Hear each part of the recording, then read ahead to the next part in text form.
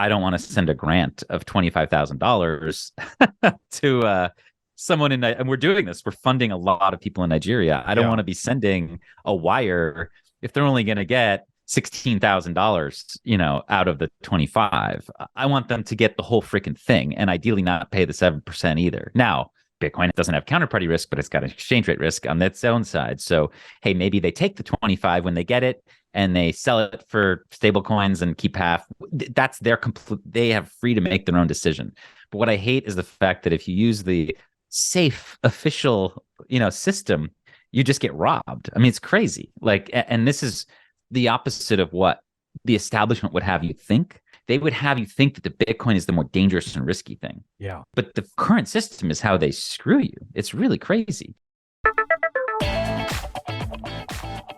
Hey, everyone. Welcome back to the show. I'm here with Alex. And Alex, this has been a whirlwind. You got a book that just came out like a couple days ago.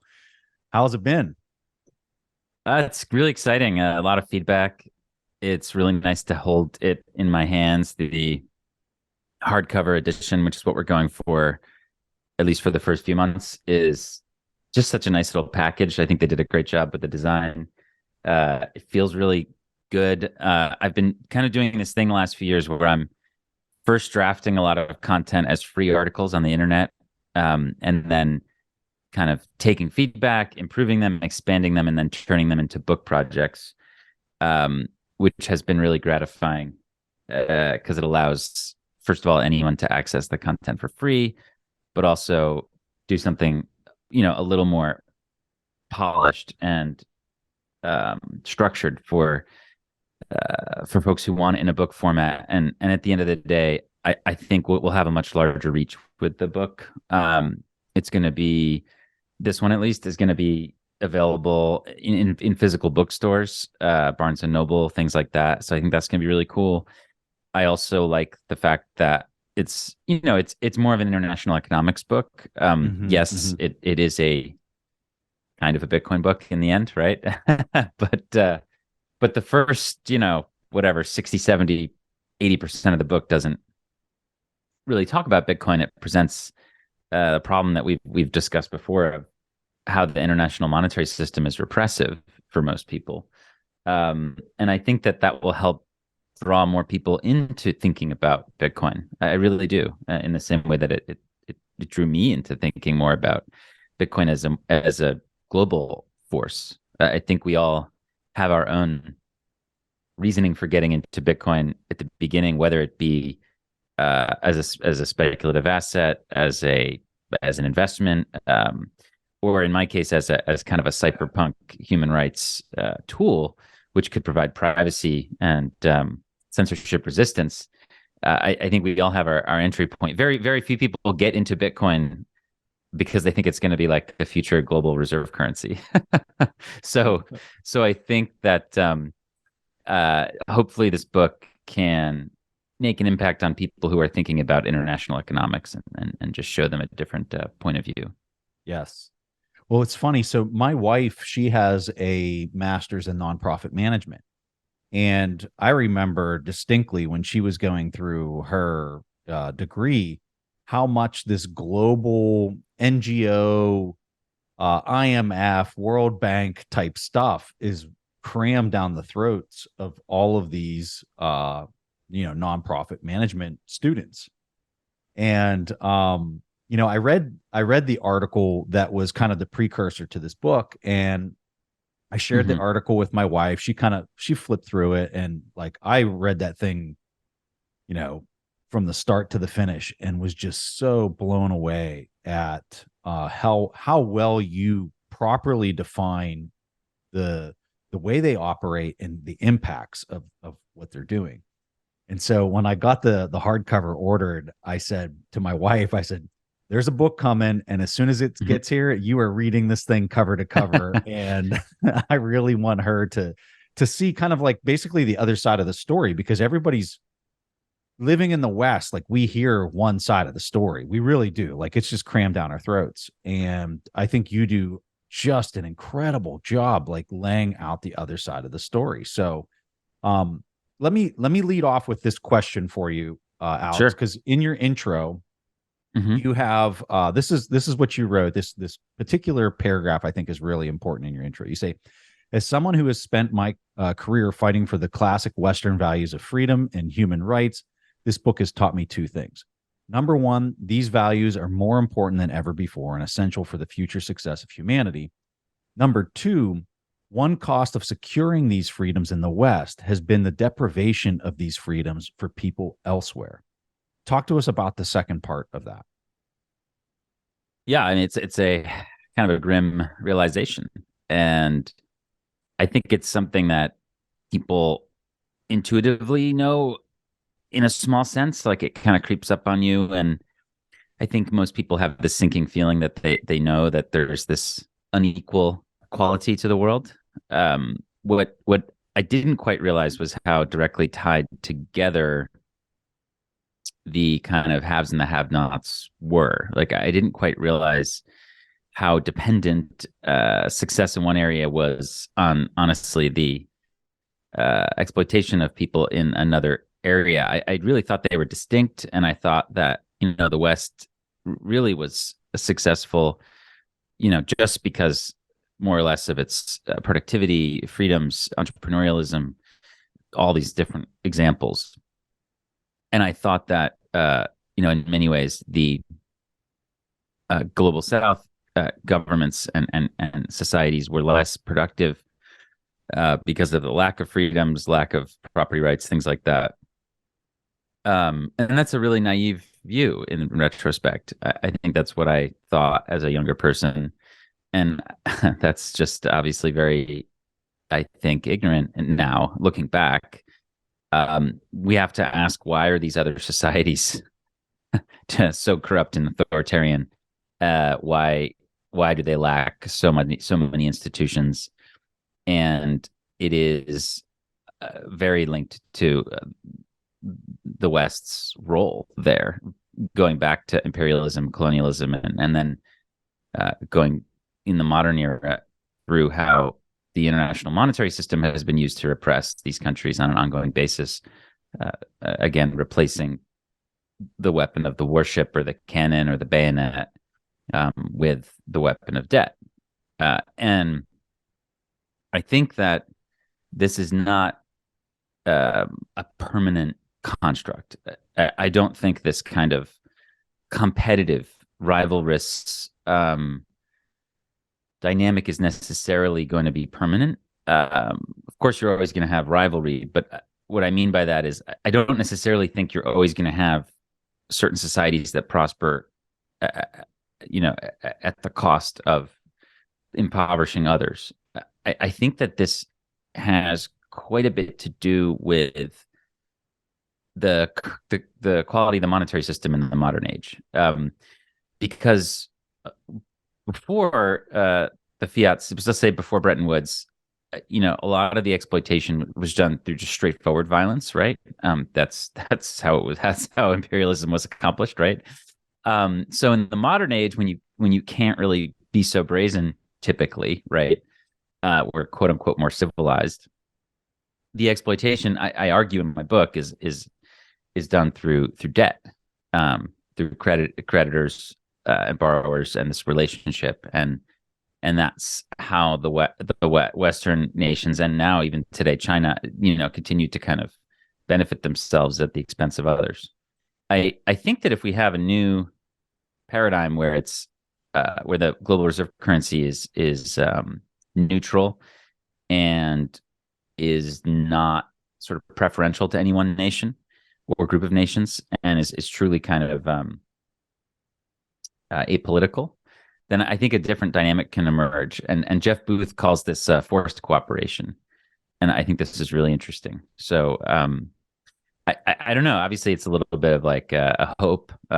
We don't know. Everything is speculation. Nobody knows what the world's going to look like in 10, 20 years. But I do think as we shift more towards a global language for money that's equal for everyone, that some of these really gross excesses get corrected. Let's say, I think it just makes sense that if you have everyone on one standard, there's going to be a little bit of a a regression to the mean, away from some of these really hideous dynamics. So that's something I've been thinking about a lot. Like basically, what we need for the world is post-colonial, post-fiat, a post-colonial, post-fiat economy. Like we had a post-colonial economy, but it was fiat money, which enables the controllers of that fiat money to still repress.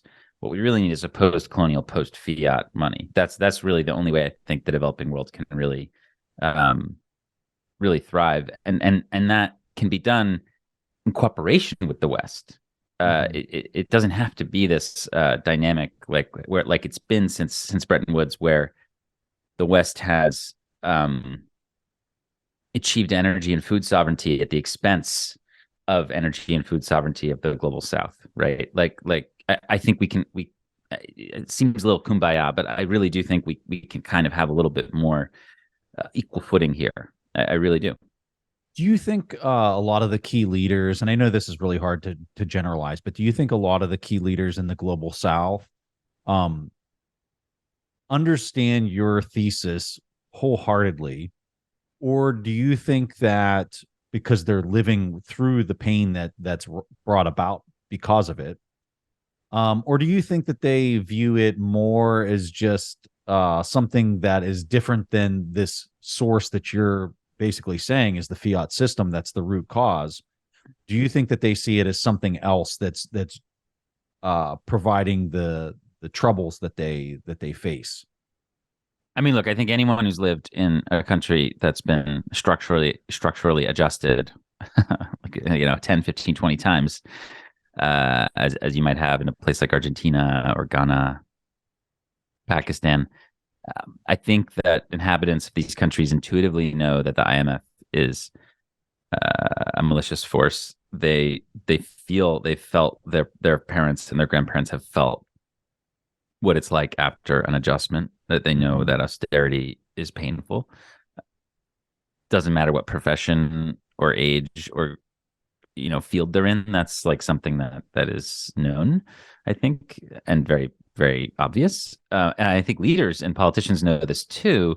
The problem is there's a lot of opportunism, and even leaders like Lula, for example, in Brazil, who've been very critical of the sort of debt-based international monetary system. I mean, they may say one thing, but on the other, on the next day they may go and they may take the loan, right? So, political leaders are in a difficult position because they are tasked with helping people not in 10 years, but now, right? Mm-hmm. So the kind of temporary short-term nature of politics, whether it be dictatorship or democracy, it just sort of lends itself towards there's no better opportunities for them. Well, maybe like they know that it's bad to like further indebt the country, but what other options do they have is, I guess, how they reason it to themselves. So I think that these leaders know that this current system is broken, that they've been screwed, and that they'd like a different system. I very, very few of them, except for obviously maybe the folks in El Salvador, Central African Republic, a few other places. I mean, I think very few of them are grasping the Bitcoin thing. I do think you're going to see more of that. Right now, what we're seeing, though, quite obviously, is gold. Right, you're seeing central banks buy gold at all-time levels. This is happening not just in the global South, but all over the world. I just saw a chart yesterday from the FT that it's a historic gold buying pace at the moment, right? And it's just interesting when you look at charts of gold purchases by central banks. You can kind of like see what was called like the Treasury standard, right? Like post 71, like people piled into treasuries as savings kind of after the petrodollar was set up. And that really was really strong until the global financial crisis, right? And then it peaked, and now it's declined, and now it's really starting to pick up, where a lot of these big governments are moving away delicately from treasuries and into gold. So I think that the gold thing is well understood, and I think that gold does obviously provide some sovereignty and sort of kind of a check for some of these governments. but ultimately it's pretty limited in a 21st century economy. And for people, it's not that helpful. Like it's just the fact that it can't teleport, and it's kind of clunky and difficult to divide up and to uh, share, and you can't really use it as money, so to speak. I mean, you can. It's really just a savings asset, right? Like it can't really be. It's very impractical to use as money. So I think it's interesting to watch gold really become really popular right now, especially in the global south. And I think that as you start seeing this fiat system start to unwind a little bit, that's going to accelerate.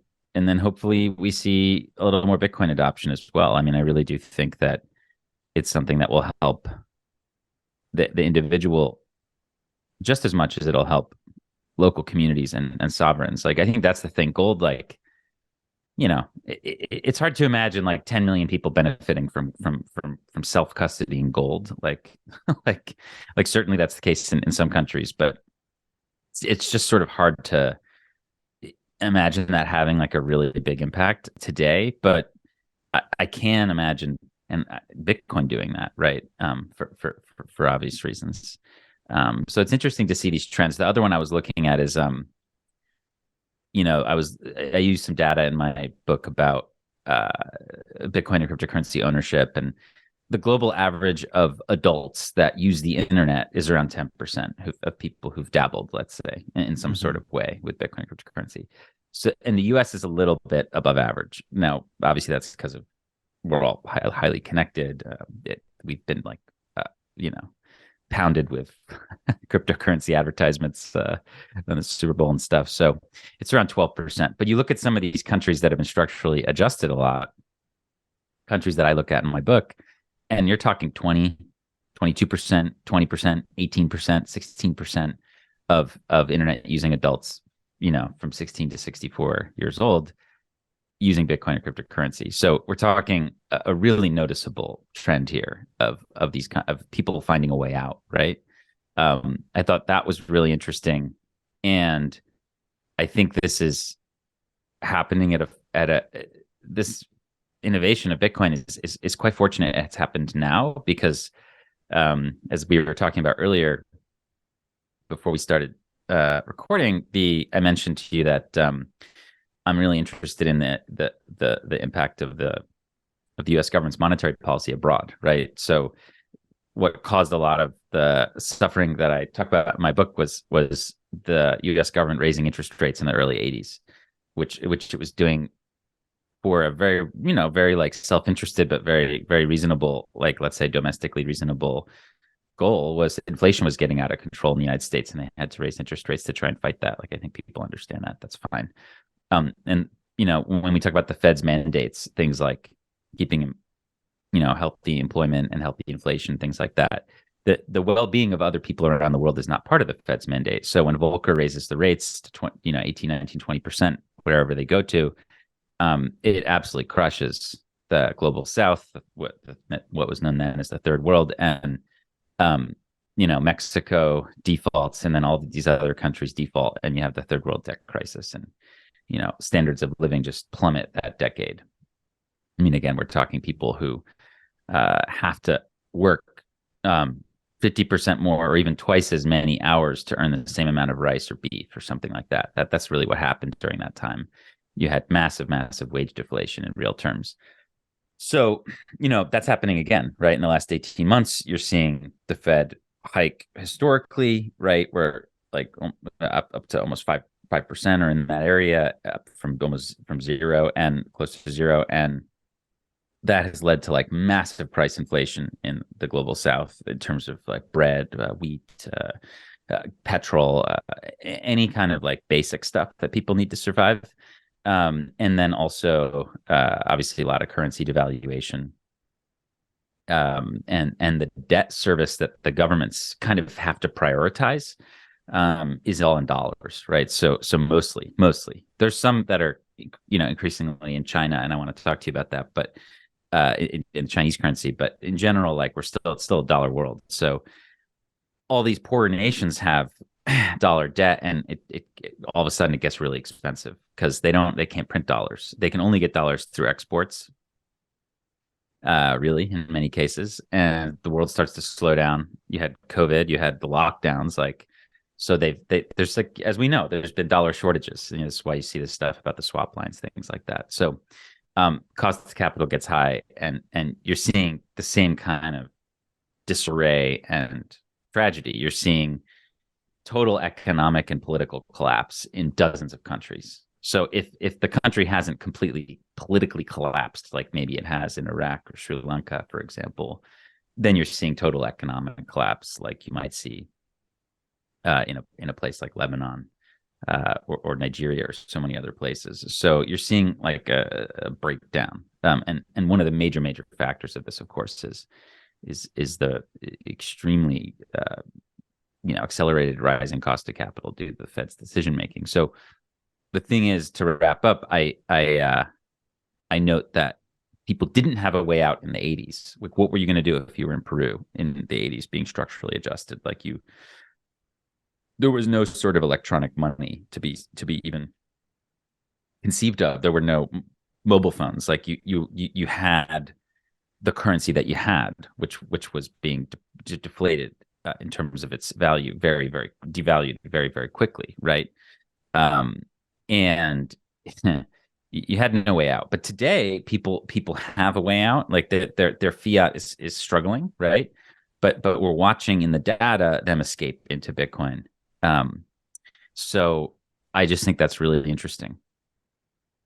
One of the things that I've been talking with various Bitcoiners about on shows and whatnot is just this idea of net producers versus net consumers. And when you look at countries, people, businesses that are net consumers or not profitable or don't have disposable income, their ability to buy gold, their ability to buy Bitcoin, something that doesn't have counterparty risk, is near impossible, especially when you look at it from a Bitcoin standpoint with all the volatility. Like, they can't afford to save in this technology if they don't even have disposable income. But let's just say they do have a small amount of disposable income.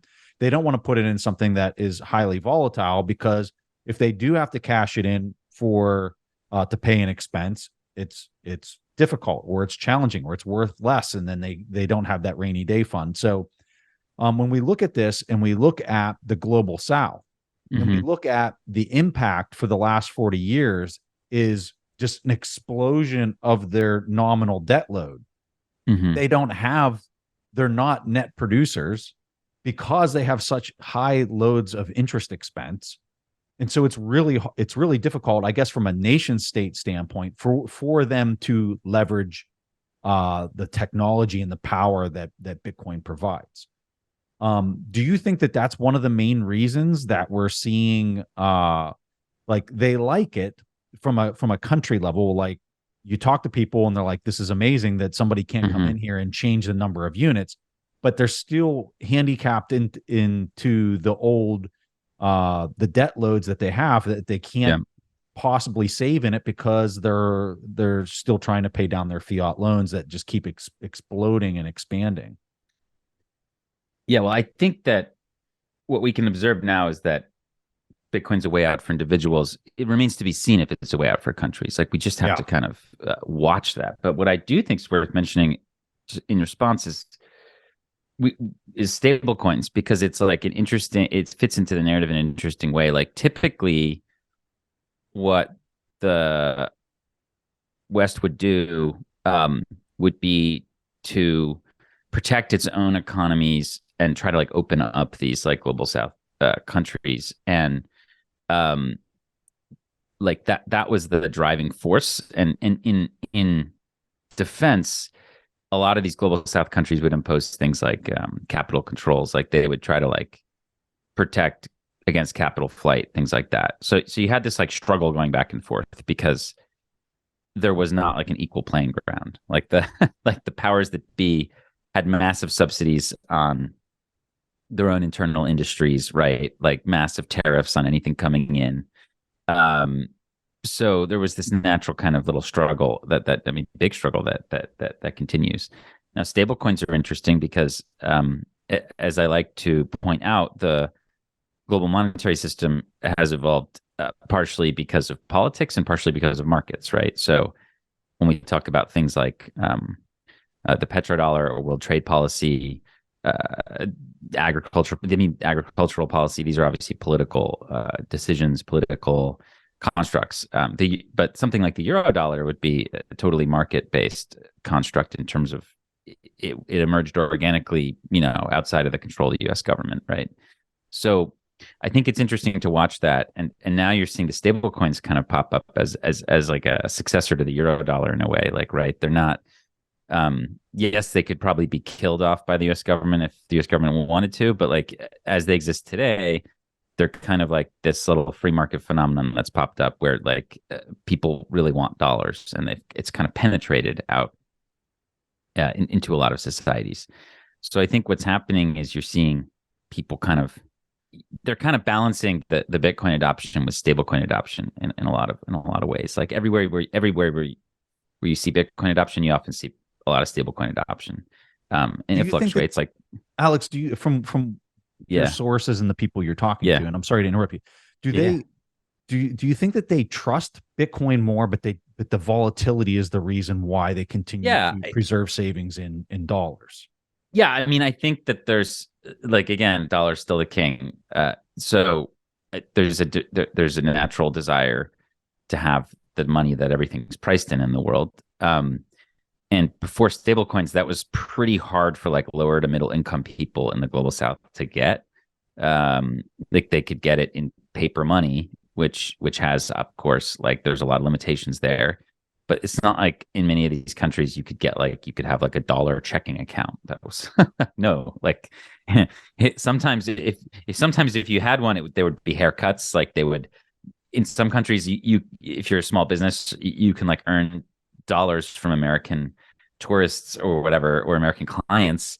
But in countries like Ethiopia, you have a certain number of days to get rid of the dollars. Otherwise, the government comes in and takes them and gives you the local currency at like a horrible exchange rate.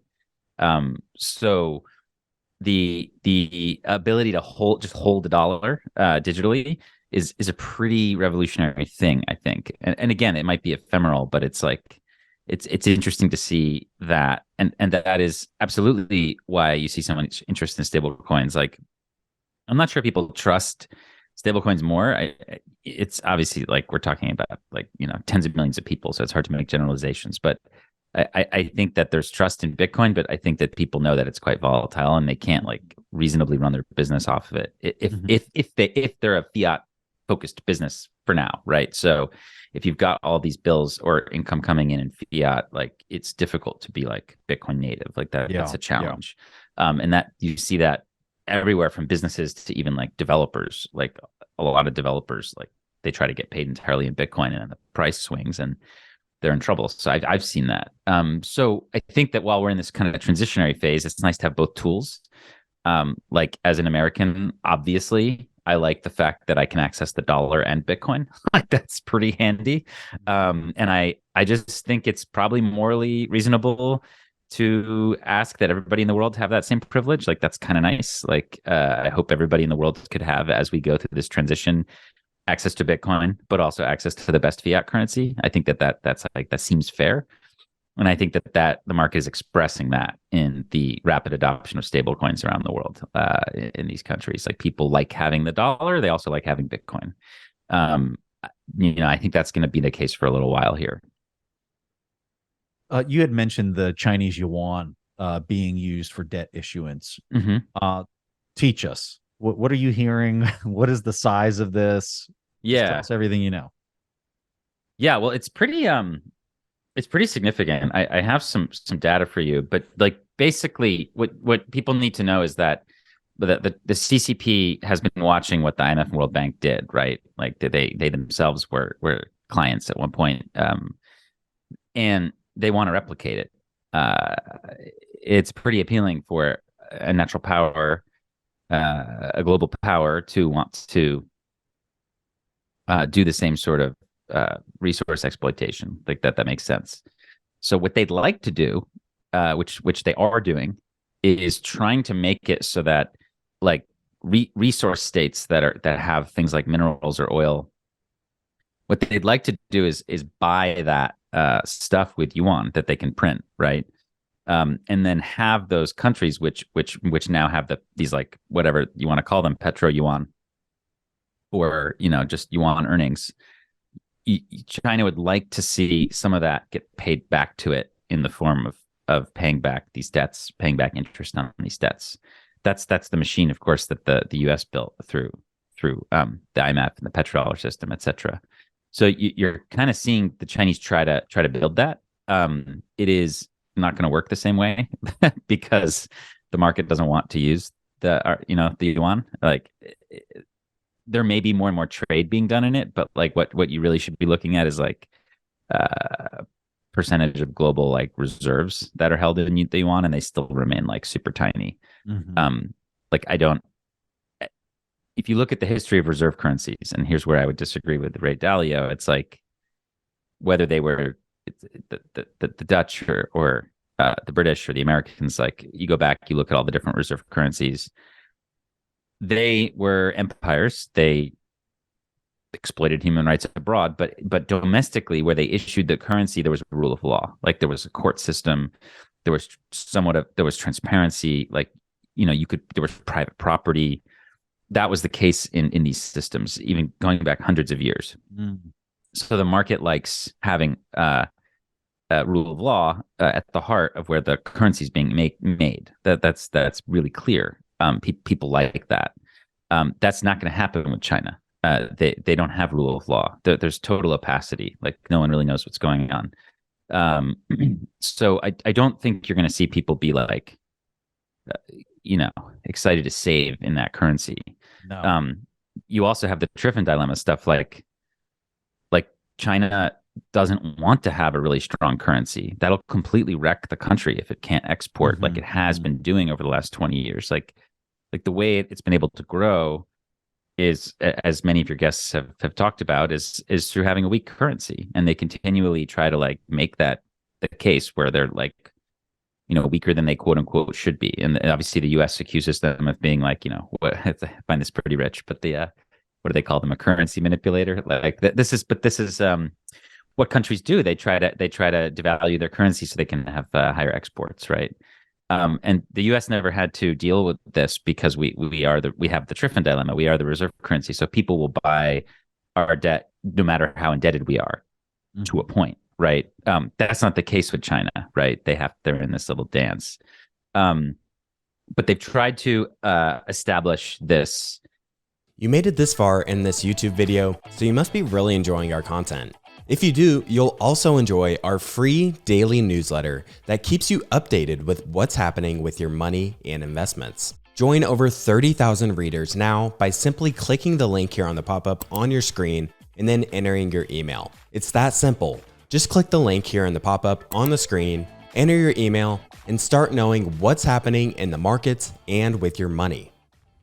Kind of IMF type system, and I'll just read some stats that'll give you an idea of how big it is. And many listeners maybe have heard of like the Belt and Road, which is kind of like the overall construct, but it's really like a bunch of like Chinese funded bilateral and multilateral banks that are active in Southeast Asia, South Asia, Africa, Latin America. So about 37% of the debt that the 74 poorest countries owed last year was to Chinese controlled institutions. Wow. So you can kind of, it's more than a third. Yeah. So there's a really interesting book called Banking on Beijing by a guy named Brad Parks. And he claims that like in terms of single nation states, like you would look at, for example, the IMF, as people might know, is controlled by its creditors, which typically are the US plus Japan, Germany, France, UK. Etc. But according to him, the CCP is the single largest lender to the developing world today. So as of last year, they had about 843 billion spread across 165 countries and almost 14,000 projects. So before last year, when they started to have trouble, they were deploying about 85 billion per year to the global south. And 90% of that's credit, by the way. And it's not cheap. Like they're more expensive than the IMF, for example. So I view this as like obviously super negative. It's an IMF-like resource drain dynamic. It's run by a genocidal dictatorship. Like this is not like a good thing. But they are encountering some trouble because they don't mint the reserve currency. So the trick to the IMF system has always been that the U.S. government can just simply print more and not suffer as a result of that within reason. We live in this kind of MMT kind of utopia type thing because of the Triffin dilemma. So, again, we can just kind of print more, and it hasn't necessarily impacted people's appetite for our debt because what's been better than being promised to be paid back by the U.S. Like there hasn't really been that many other better places to put your money in the last 50 years until the last few years have started to change that paradigm, right? Well, China doesn't have that set up. So I think what's happening is that they have to eat these costs. Like if they lend a bunch of money to a country that goes under or that doesn't want to pay it back, sure, they can use force. They can take over. They can take a huge stake in a telecom locally or something like that. But they can't just like extend another loan necessarily. That's the IMF playbook. The IMF would go to a dictator and they would lend a totally irresponsible amount of money, like let's say to Mobutu in Zaire in the 70s or Marcos in the Philippines in the 70s, and they would say, "Here's a couple $1 billion," and then like obviously the dictator would not pay it back. And that's kind of where China's stuck. Like they have to figure out what to do. They have to like discuss restructuring and all these things. Whereas traditionally the Western systems would just say, here's more money.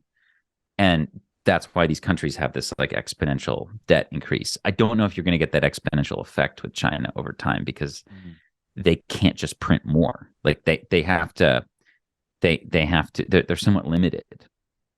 So it'll be interesting to watch, but their presence in the global south is way bigger than I thought. I mean, it's pretty serious. Like we're talking again, 37% of all the debt owed by poor countries is to China today. And you see those maps, right, that circulate on social where it's like China's the biggest trading partner of like it's like the entire global south, right? So they have this massive presence, and it's very concerning. Obviously, they're for all the criticisms I have for the U.S. and for the IMF and World Bank led system, I have even more for China. Like, they sometimes we make, sometimes we'll do window dressing about human rights, but hey, that's better than like the Chinese coming in and saying, if you talk about human rights, we're leaving. Like, it's there's degrees to this, right? So it's very concerning. But I don't think it's as sustainable as what we've got going on because again, they don't issue the reserve currency and they're about to have a huge economic crisis at home. So you're seeing them kind of pull back from abroad a little bit. Their banking system is going to be under a lot of stress. I mean, it's very much powered by a lot of these real estate loans, these mortgages that are going to go to zero. So I mean, it's going to be interesting to see what happens there. But like clearly, like some of the first things that'll be cut back if they have a serious crisis, financially speaking, are their designs across the world, right? You see that when any empire starts to collapse, like what disintegrates first is what's farthest from the core. So looking at your book and looking at all the stuff you learned through writing this book, what's one of the most striking findings or research that you uncovered in that process? Yeah, I think that, well, I mean, and I feel like this can't be mentioned enough, but I was so shocked to learn that the flow of global funds that was moving from rich countries to poor countries, which is intuitive and that's what you'd think is happening, reversed permanently in 1982. And that essentially since then, what started as a trickle is now a multi-trillion-dollar annual flow of resources from the global south to the global north. Like, I mean, another way of putting that is that the global south is subsidizing our way of life. I mean, I think that was a pretty jarring realization. I think that there's also quite a bit of surprise that I stumbled across when I was looking at like protectionist policy. Like a lot of the neoliberal stuff that the IMF pushes might sound good in a vacuum to a lot of libertarians. Like they may say, well, why should there be, subsidies on food and energy, things like that.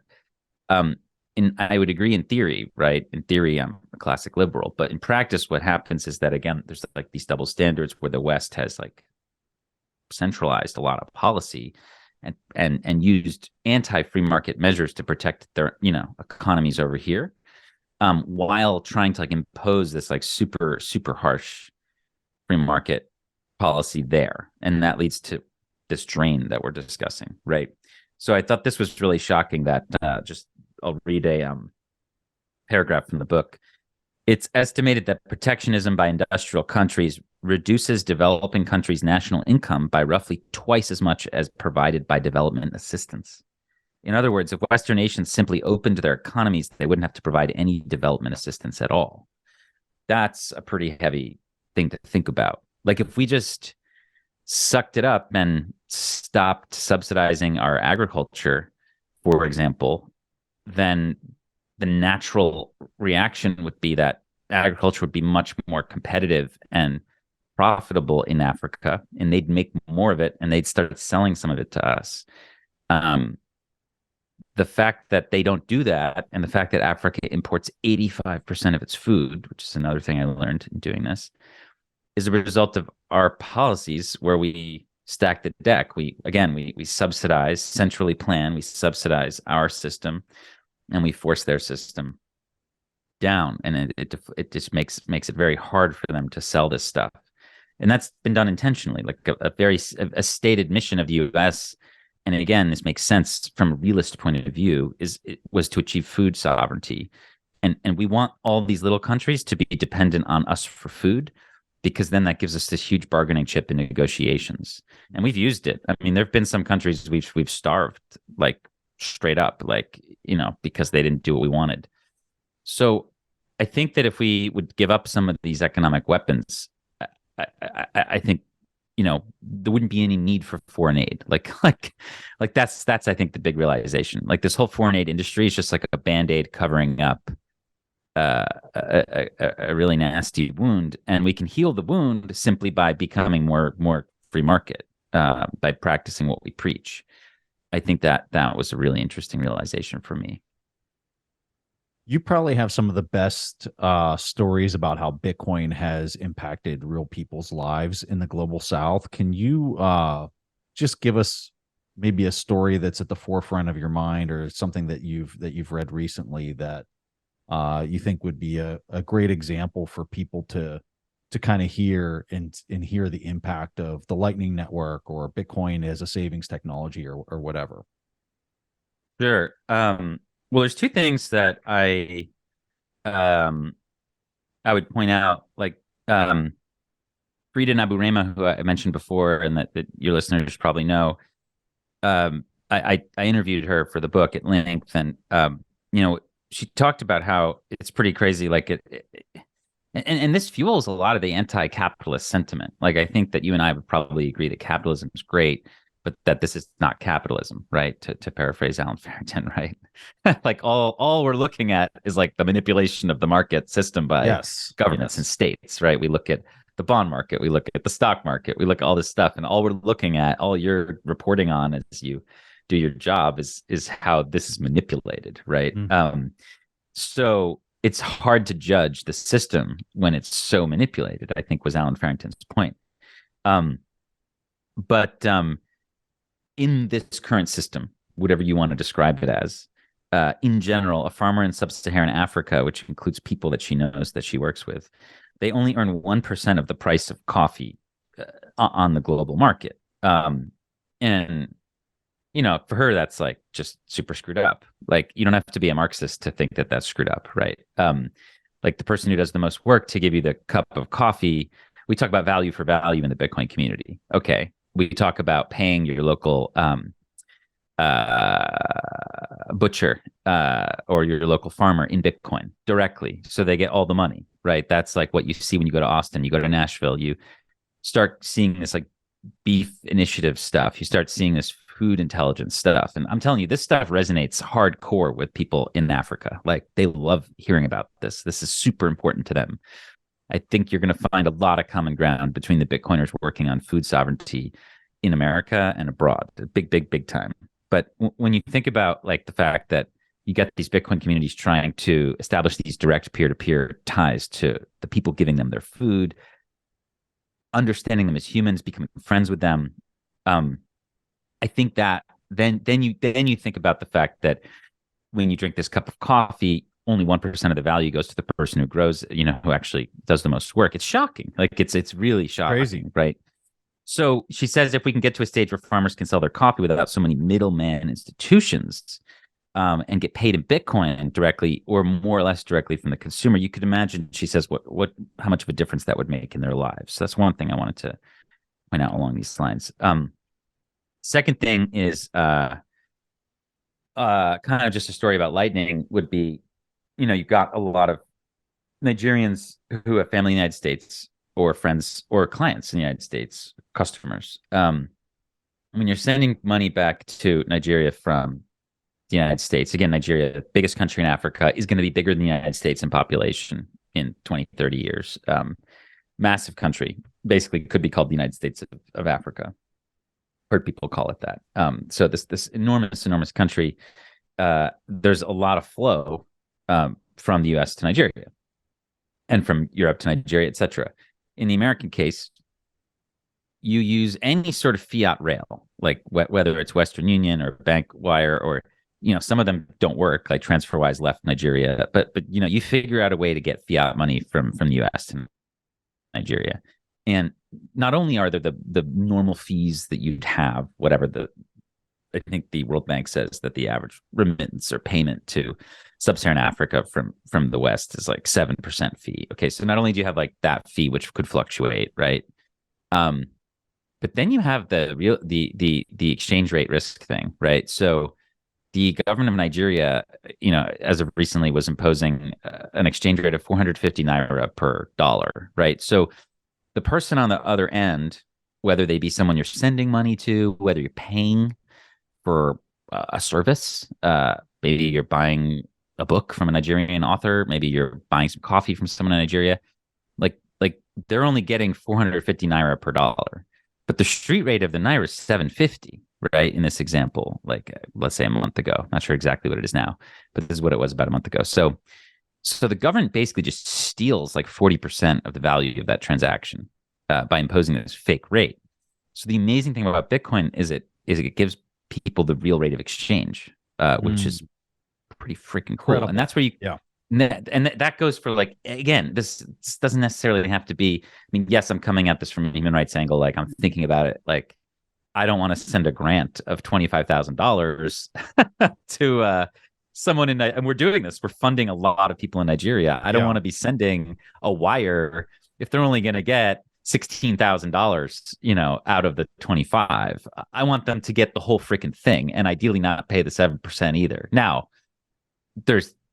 Bitcoin doesn't have counterparty risk, but it's got an exchange rate risk on its own side. So, hey, maybe they take the 25 when they get it and they sell it for stable coins and keep half. That's their they have free to make their own decision. But what I hate is the fact that if you use the safe official, system, you just get robbed. I mean, it's crazy. Like, and this is the opposite of what the establishment would have you think. Like when you think about the US government and the Financial Times and all the whole establishment media, political, circle, they would have you think that the Bitcoin is the more dangerous and risky thing. Yeah. But the current system is how they screw you. It's really crazy. So it's not just that I'm concerned from a human rights point of view. It's just for like anyone literally doing a remittance or business or whatever, using the Bitcoin rail, again, gives you the real rate of exchange. And this is where you can start seeing what Jeff was talking about in terms of forced cooperation. So I'll just read this piece that I think I was inspired by him. So basically, Bitcoin, he says, can short circuit the old system that has subsidized wealthy countries at the expense of wages in poor countries. In the old system, the periphery had to be sacrificed to protect the core. In the new system, the periphery and core can work together. So, for example, right now, he says the US dollar system keeps people poor through wage deflation in the periphery.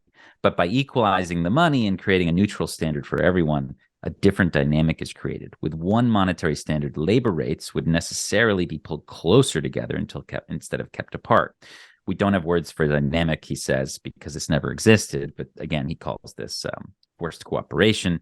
And I think what I just described to you in the way that like companies using Bitcoin to do business are now serving the full value of the money to their customers, is a really good example of this. Like if you think about this, you think about how the U.S. has been able to impose how the U.S. has been able to subsidize its quality of life, honestly, has been to export inflation. We often talk about this, right? Well, it's a lot harder to export inflation if the Nigerian employees are now earning Bitcoin, right? Like, it's and we always talk about wages being sticky. Well, what are you going to do? Tell them you're paying them less money? No, what ends up normally happening is like the exportation of the inflation of wages or the devaluation of wages is hidden because they're not getting a demotion. They're just not getting a raise, and they're making whatever amount of naira, and the naira is just getting absolutely crushed, right? So this is subsidizing the way of life in the United States of people, because it means that our input costs are not as much as they would be in a normal free market, right? Well, all of a sudden you have Bitcoin, it's going to equalize things. And I'm very excited about that possibility. But again, we don't know what's going to happen at the nation state level, but we know that it's already benefiting millions of individuals and small businesses and families. And that's enough. That's all I need to see, right? Well, you bring up a really interesting point when you're just comparing. We earlier talked about the volatility of Bitcoin and why that's a reason why they might prefer dollars or whatever. But in this scenario that you just described, when you look at the cut that they take when you're using traditional rails, Bitcoin starts to make a whole lot more sense, even though it has this volatility in the price to whatever underlying you're comparing it back to. So, well, that's why you see a lot of people use like Bitcoin with stable coins, like in the global south. Like they kind of, it's a package deal. But like they might use the Bitcoin, they may earn in Bitcoin, but then they might hedge the Bitcoin by buying some stable coins.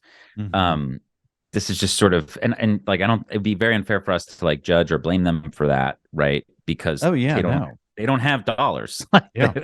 Like in fact, in a lot of these countries, dollars are illegal, or there's capital controls, or the government's going to come and steal all your gold and dollars, or like Ethiopia, again, really large, massive country, more than 100 million people. It's illegal to have cash out, essentially on your body, like outside in the countryside, like in terms of US dollars. So, just like FDR tried to take all of the good money from Americans back in the 30s to fund the New Deal and stuff, like that's what all these dictators do. They try to take the good money away.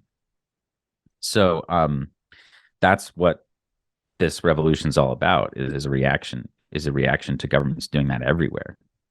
Which countries are you seeing adopting Bitcoin the most? Like where do you see this really just kind of taking off right now? Yeah, well, I think it's tricky because people who measure this stuff often just say cryptocurrency, and then we don't have an accurate reading. Bitrefill has some interesting data. I mean, they're a really large player in the space of like people using Bitcoin to buy stuff, which of course, as we know, is like a minority of Bitcoin's usage. Like most people use Bitcoin either to like just move money or to save, etc.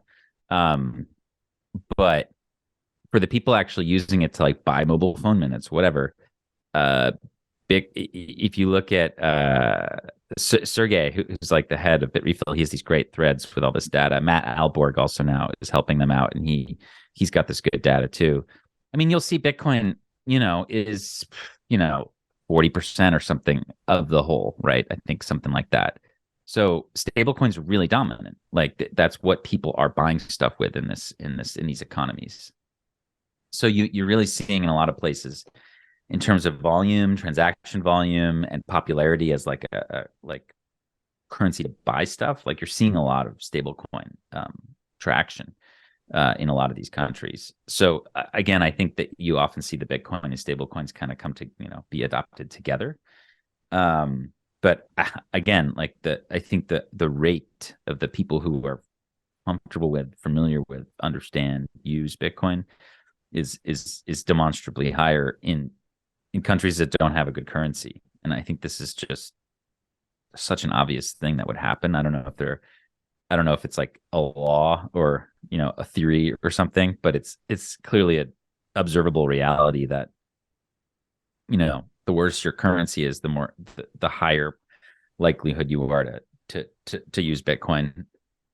It just seems obvious. Do you think that we just need more time for the global South to really kind of understand why Bitcoin is different than stable coins? For instance, I don't know when it started taking so much market share, the stable coins and Bitcoin. I would guess it was in the last 2 to 3 years that it's really kind of taken 100%. off. It's like the last 3 years. So, if we warp 4 years into the future from right now, I suspect the price of Bitcoin is going to be drastically different than where it is right now. Sure. And these people that have been using stable coins and Bitcoin are going to look back and say, wow, I've been using this stable coin for the last 4 years. And if I was trying to preserve my disposable income in Bitcoin instead of stable coins, I would be 5x more wealthy or 10x more wealthy than what I am right now. Is that what drives the adoption long term, or? Yeah, but it's so hard to say because look, we're in like a 2-year bear market right now. Right? So that colors people's understanding of it. Like, yes, you've got a lot of people out there who got in at 40 or 50, right? So they're like, I'm sure they're excited that it bounced back a little bit from 16, but people are short term in terms of the way they think about this when they first get involved, right? So I think it's fair to expect that whatever the best non-Bitcoin money is, there's gonna be a natural market demand for that globally until Bitcoin becomes big enough where like gold, it's a little more stable. I think that gold's like a pretty good proxy. Like if Bitcoin gets to 10 trillion, 15 trillion, like it's not going to be as volatile. It's going to be too big. It'll definitely still be moving around a lot, but it's going to be more like, like a 2% decline's like a big deal, right? Whereas today at Bitcoin, we could go down 10% in a day, right? That would be like really unlikely for gold, right? So on the road from a trillion, right now we're at a 500 billion, but so on the road from a 500 billion to 10 trillion, I think that the market's going to express demand for something else to hedge. And then at some point it just that market demand starts to die down as people are more comfortable with Bitcoin. You've seen it, like people who've been around Bitcoin for 5 years are more comfortable living in Bitcoin because they've figured out how to do that. It's not like an immediately understandable thing to do. It's hard it's hard to be pure on Bitcoin, right? It's not so easy.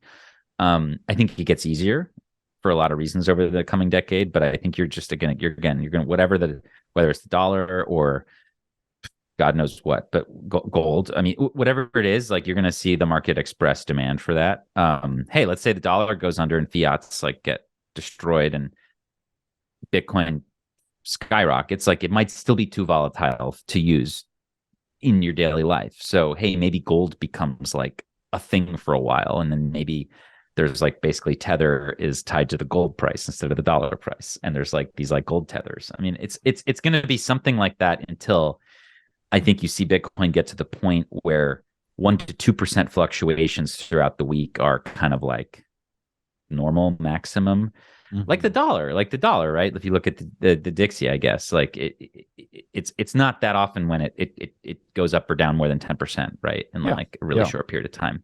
So once Bitcoin, but I do think people are underestimating how like the difference between Bitcoin's volatility and maybe like the dollar's volatility, like it's gonna get there. Like I think in like the next decade, where you look at bonds, like you've seen, you're talking about all the time, like bonds are a type of are a form of dollar, right? And those are already at Bitcoin's volatility. So we talk about the we're like they're not going to come back up, right? Like they're going in a particular direction. So I think that it's going to be a while for people to be fully on board. And I think what's going to happen is you're going to have small communities of real diehard people who are like the educators and the evangelists, just like in our world, right, in the West. And then everyone else is just going to be like slowly adopting. But given what I've seen and given what I'm reporting on and given the people I've talked to and given the history, this is not going to be pretty for anybody, but especially for folks in the global South who have these weak fiat currencies. Like they're going to lose everything. So I think it's a moral imperative for us to help them learn about Bitcoin as much as possible. But I also think we shouldn't judge if they find ways to hedge in something that is easily accessible for Americans. Like I would expect that whatever the next best money is for daily use will remain popular until Bitcoin's volatility, chills out a little bit. I think that that's completely reasonable in terms of making a prediction. And it's rational because if Bitcoin continues to succeed, it will eventually reach a size where it will be a little less volatile. So I think it's quite natural to just expect there's going to be these like side markets for a while. But in general, the adoption of Bitcoin globally is just going crazy. I mean, the number of conferences and stuff coming up in these places that it's crazy. Like I'm trying to go to the one in Indonesia. There's so much to learn from people. Like there's going to be ones in Indonesia, Argentina, India, Ghana, South Africa, Japan. I mean, I'm just rattling off ones I know of in the next 10 months. And we're trying to do what we can here. Like I think that there's no, we don't have to, like, I think in many ways, like the thought leaders in the global South, like we have a lot more to learn from them than they have from us in many ways. Right. So what I'm trying to do through the Human Rights Foundation is bring them together and then learn from them. So, and then have them learn from each other, which is something I borrowed from the work we do in the human rights field. Like what we do is we gather dissidents together, have them trade notes, and they get stronger, right? So we want monetary dissidents to come and do the same thing. So at the Oslo Freedom Forum this year, which will be June 13 to 15 in Norway, we're going to have a financial freedom track where we've got Bitcoin community leaders from everywhere from, again, Indonesia to India to Iraq to Cameroon to Venezuela. And they're going to be coming in and teaching us stuff like how to use Bitcoin in a dictatorship. Like what's the best way to grow a community in a global South country? Like that's the kind of content we're going to offer.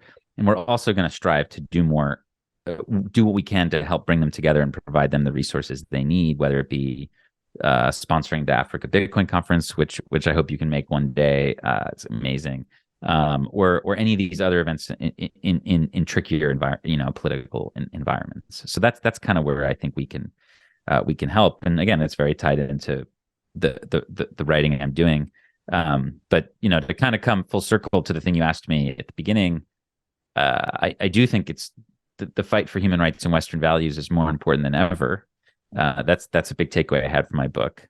But knowing that that has always come through this unequal exchange, through this exploitation, I think that we need to take a hard look at that and figure out, well, can we fix it? Like the wrong answer is like simp for some dictator. Like it frustrates me to no end to watch Bitcoiners support like Dubai or Saudi Arabia or China or Russia or whatever. Like that's the wrong way. That's the wrong lesson to take from the fact that our societies are exploitative. Like the right lesson would be to say, what are the good things about our societies and how can we reduce the exploitation? That would be the correct lesson in my book.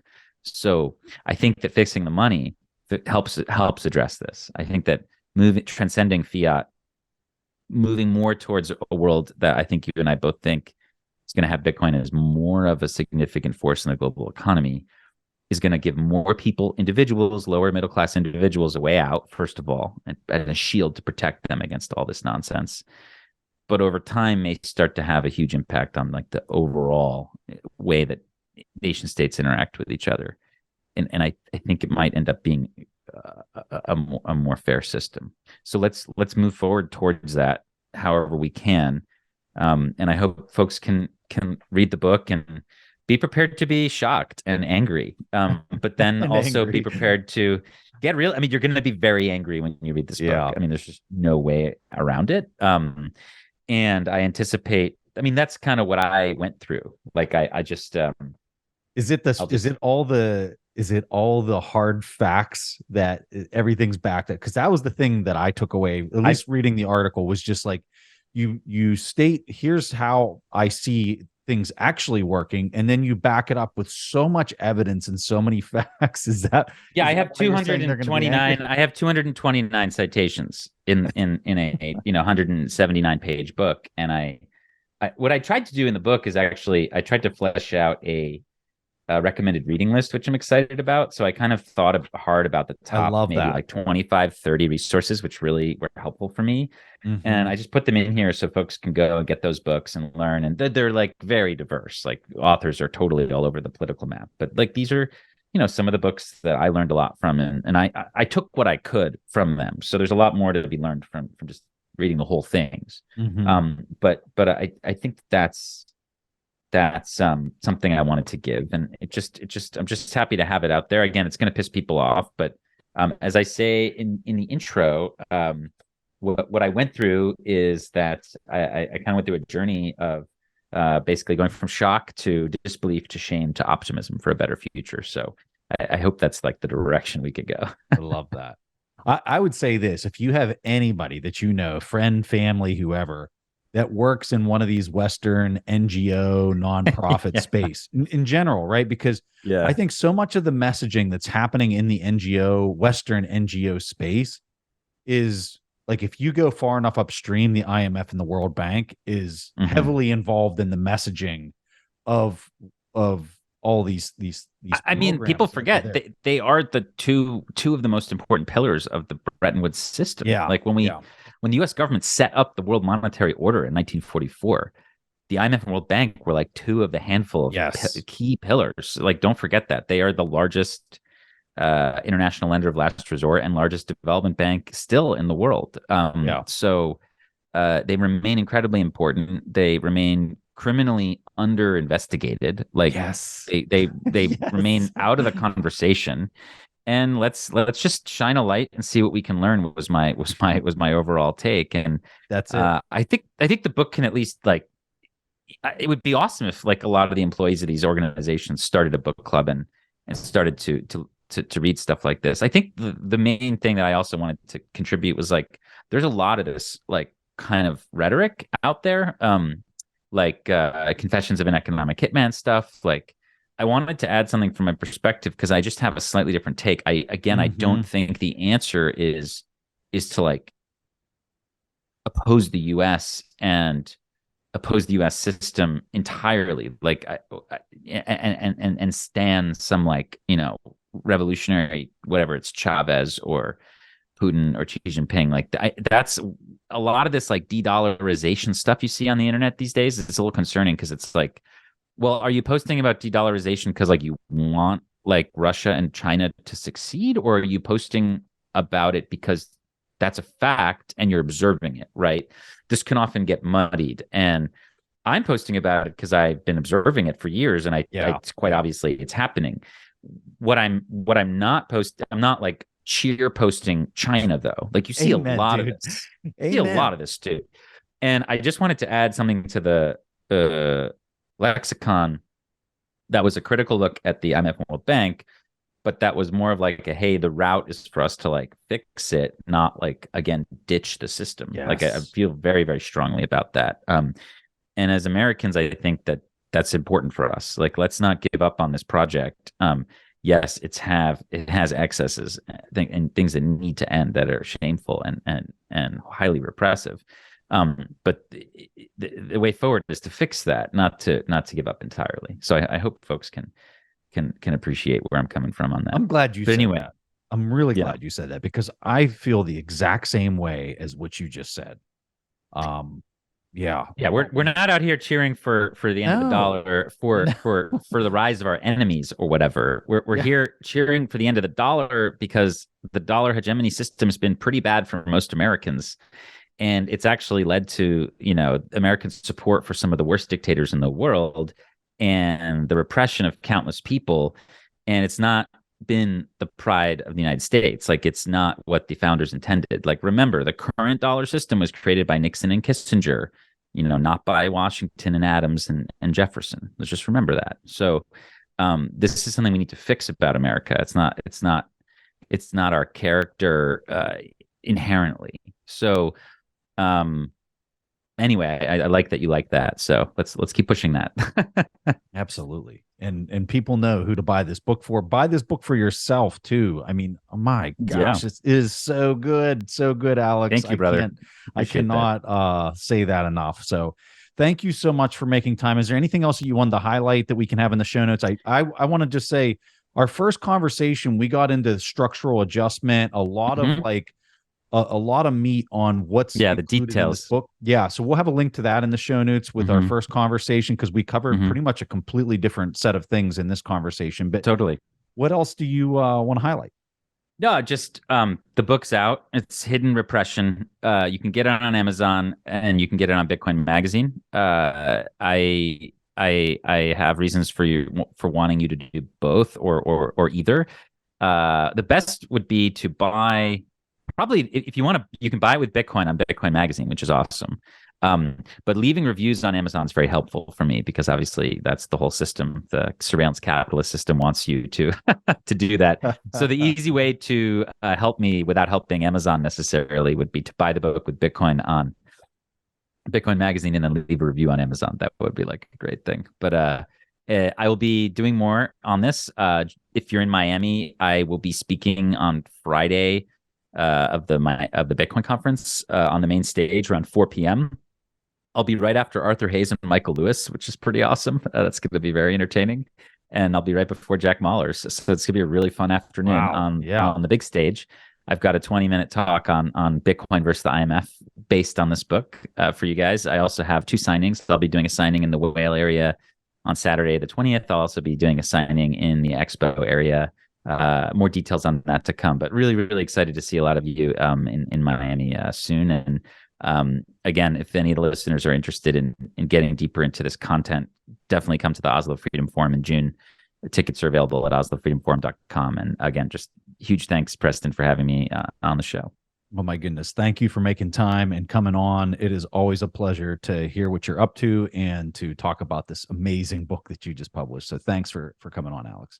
I genuinely believe that Bitcoin is going to absorb all monetary premium of assets and eventually become the global means of storing value.